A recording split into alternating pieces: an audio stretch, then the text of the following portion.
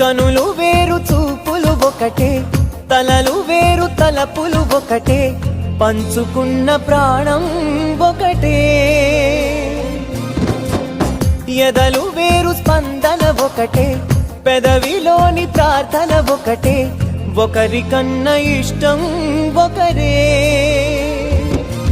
కంగారై ఎవరున్నా ప్రతి కన్ను చెమ్మగిల్లేను, కన్నీరై ఎవరున్నా 10 చేతులొచ్చి తుడిచేను. సమభావం అన్నది సంసారం అయినది, మా ఇల్లు మమతాలయం, కవిలేని కవితాలయం.